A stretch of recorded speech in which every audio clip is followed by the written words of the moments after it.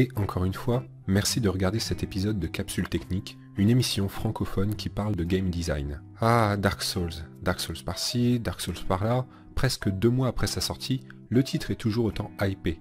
La série entière n'en reste pas moins appréciée. Son game designer, Hidetaka Miyazaki, a souhaité créer une expérience particulièrement éprouvante pour le joueur.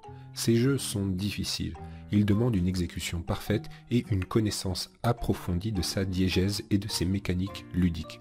Bref, tout le monde est d'accord pour dire que les Dark Souls sont difficiles. Mais personnellement, moi, ça va en fait. Je les ai trouvés bien plus faciles que, je sais pas moi, Spelunky, Oli Oli 2, tiens. Je les ai même trouvés plus faciles que Monkey Island. Quoi? Vous ne voyez pas en quoi Monkey Island est plus difficile que Dark Souls? Eh bien, je vous propose alors de parler dans ce nouvel épisode de la difficulté dans les jeux vidéo. La difficulté est un bien grand mot. Il est souvent dévoyé pour soutenir une certaine idéologie de ce que doit être le jeu vidéo. Genre par exemple, pour qu'un jeu vidéo soit un vrai jeu vidéo, il doit être difficile.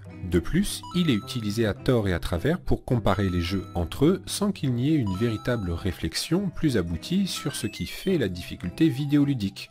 Dans cette vidéo, je souhaite donc exposer ce que l'on sait aujourd'hui au niveau de la recherche sur la difficulté vidéoludique, et pour cela, je vais principalement me reposer sur les travaux de Guillaume Levieux, chercheur et game designer. On s'est très tôt interrogé sur l'équilibrage du jeu. Rowling et Adam définissent cela de la façon suivante. Un jeu équilibré est un jeu où le talent du joueur est le facteur déterminant de sa réussite. Bon, cette définition reste maigre car elle ne décrit pas ce qu'est le niveau de difficulté, ni ce qu'est la difficulté. Par contre, elle permet d'évacuer l'aléatoire et de considérer les jeux reposant principalement dessus comme déséquilibrés. C'est le cas des jeux de loto ou tombola que l'on retrouve par exemple de temps en temps dans le jeu vidéo. Ainsi, cet équilibrage concerne les choix sur la structure du jeu. Cette structure est composée de 2 types de règles. D'abord les règles constitutives, qui forment selon Cola Duflo le système général de règles du jeu, et secondement les règles régulatives, qui correspondent cette fois à la compétence du joueur à mettre en place des moyens permettant d'arriver à ses fins. Pour résumer simplement sur la compétence du joueur, c'est en gros sa capacité à trouver et à appliquer les meilleures strates possibles.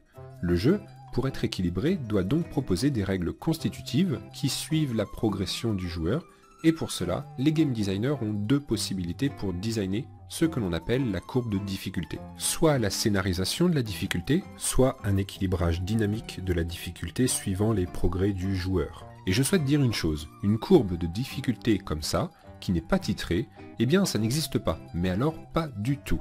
Ça, c'est à la limite un mix entre une courbe lambda de progression du joueur et la courbe du flow de Mirai Csikszentmihalyi. La difficulté est donc un élément de gameplay. En tant que tel, cela signifie qu'elle fait partie intégrante de n'importe quel jeu. Une première définition de celle-ci pourrait être l'effort que doit fournir le joueur pour atteindre ses objectifs.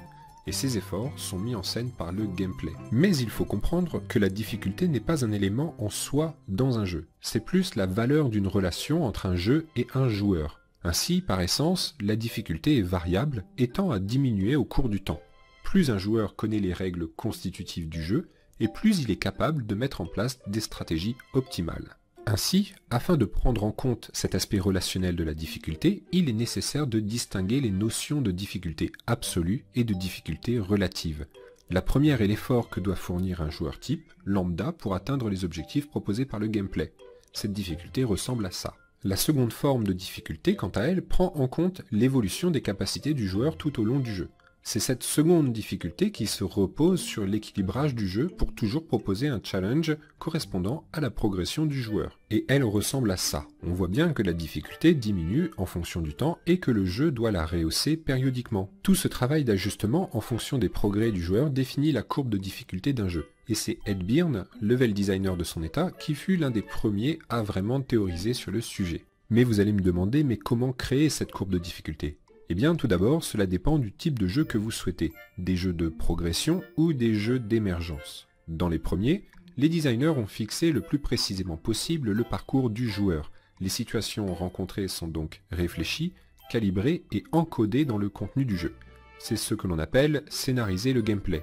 Ces jeux sont très faciles à reconnaître, comme par exemple Pokémon, Zelda, les campagnes solo de Call of Duty et même Yokai Watch. A l'inverse, dans les jeux émergents, les designers ne peuvent pas prévoir le contenu de chaque partie. Dans le jeu vidéo, ce sont principalement des jeux multijoueurs comme Street Fighter, les multis de Battlefield et les jeux de sport, d'arcade, etc., etc. Bon, bien sûr, il faut comprendre que ces deux notions ne sont pas deux catégories distinctes, mais bien entendu les deux extrêmes d'un même axe, indiquant l'intervention du game designer dans le parcours du joueur. Et maintenant, on commence à y voir un peu plus clair concernant la difficulté et son design. Mais il y a une question à laquelle nous n'avons toujours pas répondu. Monkey Island est-il plus difficile que Dark Souls 3 ? En effet, simplement définir la difficulté comme l'effort que doit fournir le joueur ne nous indique en rien sur comment qualifier cet effort. C'est pourquoi il est intéressant d'extraire trois dimensions de difficulté. La difficulté sensorielle, la difficulté logique et la difficulté motrice. Cette représentation est pertinente car elle correspond aux principaux types de jeux vidéo et cela nous permet aussi de nous rapprocher des modèles de traitement de l'information proposés en psychologie cognitive. Ainsi, la difficulté sensorielle décrit l'effort que doit fournir le joueur pour obtenir des informations nouvelles sur l'état de l'univers du jeu. Il faut comprendre toute information que le joueur ne peut pas déduire de faits et règles logiques qu'il connaît déjà. La difficulté sensorielle est la principale difficulté des jeux d'aventure, comme les Monkey Island ou tout autre LucasArts. La difficulté logique, quant à elle, décrit l'effort que doit fournir le joueur pour exploiter les informations dont il dispose, c'est-à-dire comprendre le fonctionnement de l'univers par l'induction, par remontée d'informations et choisir la prochaine action à effectuer par déduction. On retrouve ce type de difficulté dans les premiers Tomb Raider où l'on devait actionner des leviers, utiliser certaines clés pour ouvrir des portes et continuer à progresser. Enfin, il reste la difficulté motrice. Celle-ci décrit le niveau de précision spatiale et temporelle dont le joueur doit faire preuve lorsqu'il exécute une action. C'est tout simplement la difficulté la plus facile à représenter. Elle est particulièrement présente dans les jeux de plateforme comme Mario, Spyro, Ratchet & Clank et bien entendu les titres indés comme Super Meat Boy, etc. Elle est présente dans tous les jeux d'action, bien évidemment dans les jeux de scoring comme les shmups, et aussi dans les RTS comme StarCraft dans lesquels la rapidité d'exécution est primordiale. Voilà, nous avons fait un tour d'horizon de ce qu'est la difficulté vidéoludique. Bien entendu, je n'ai pas pu parler de tout, mais il faut retenir qu'il existe une difficulté absolue et une difficulté relative. Cette dernière prend en compte le gain de compétences au cours d'une partie par le joueur et afin de toujours lui proposer du challenge, le game designer doit faire un gros travail au niveau de l'équilibrage de son jeu et de la scénarisation de la difficulté. Cela se formalise par la mise en place d'une courbe de difficulté qui aura une forme différente en fonction du type de jeu. Jeu dont le gameplay se situe sur un axe entre gameplay à progression ou gameplay émergent. Certaines techniques de game design comme l'équilibrage dynamique de la difficulté permettent d'allier facilement les deux. Enfin, il existe trois sphères de difficulté qui sont la sphère sensorielle, la sphère logique et la sphère motrice. Maintenant que vous connaissez tout cela, j'espère qu'il sera plus facile pour vous de qualifier la difficulté à laquelle vous êtes confronté. Donc oui, finalement, Monkey Island, c'est peut-être plus difficile que Dark Souls, lorsque l'on parle de difficulté sensorielle. Par contre, je vous laisse débattre en commentaire pour savoir si Dark Souls est plus difficile lorsque l'on parle de difficulté motrice. En attendant, comme d'habitude, je vous remercie de m'avoir écouté. Je vous aime beaucoup et vous dis à la prochaine.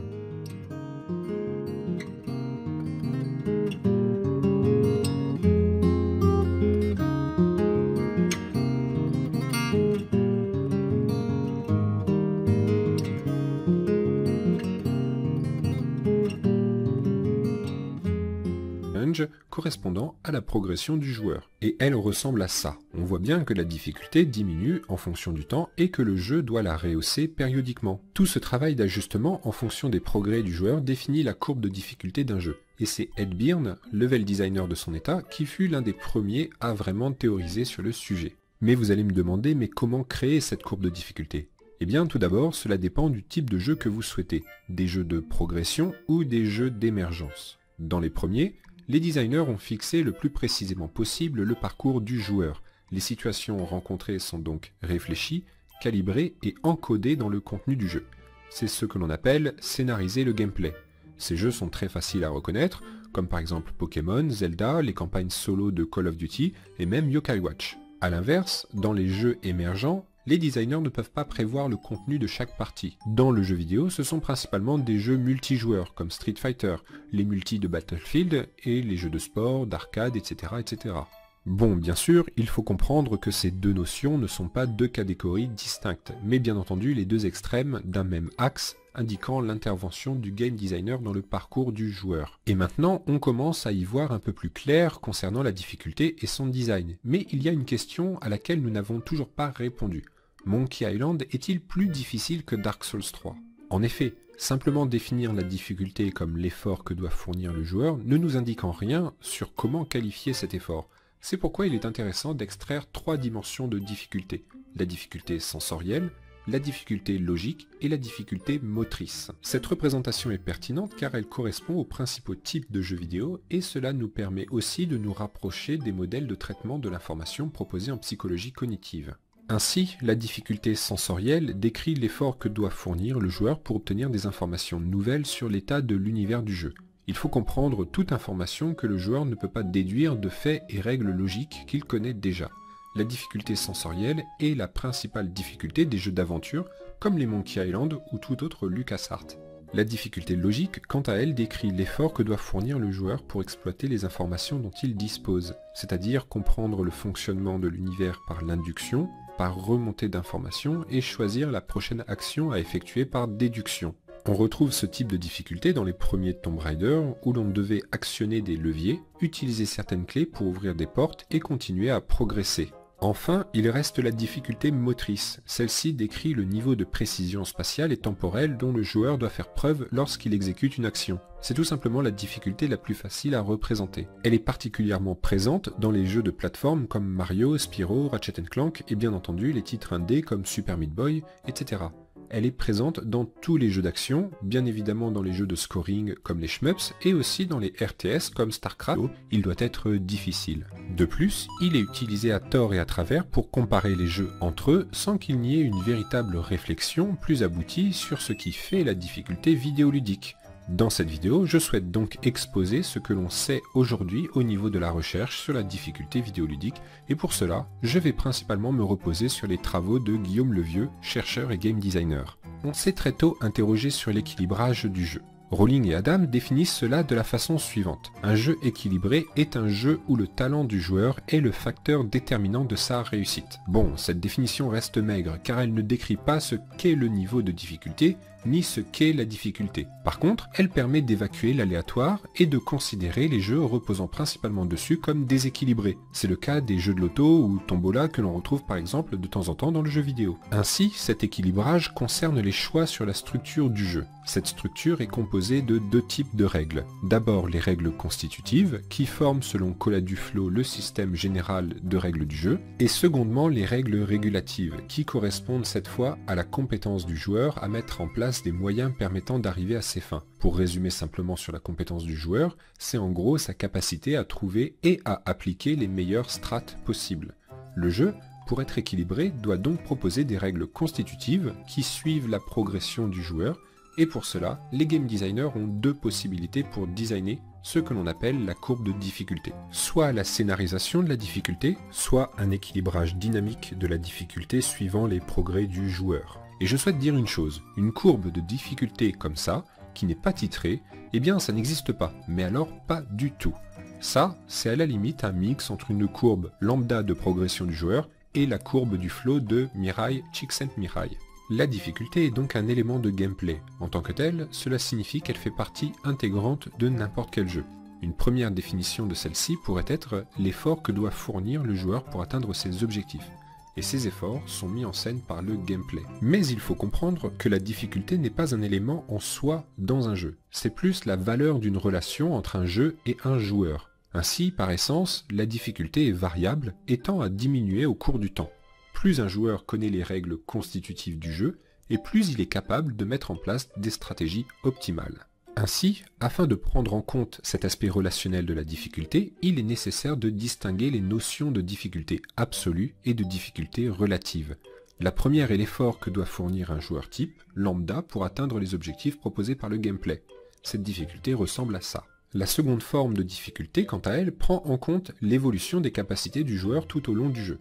C'est cette seconde difficulté qui se repose sur l'équilibrage du jeu pour toujours proposer un challenge correspondant à la progression du joueur. Et elle ressemble à ça. On voit bien que la difficulté diminue en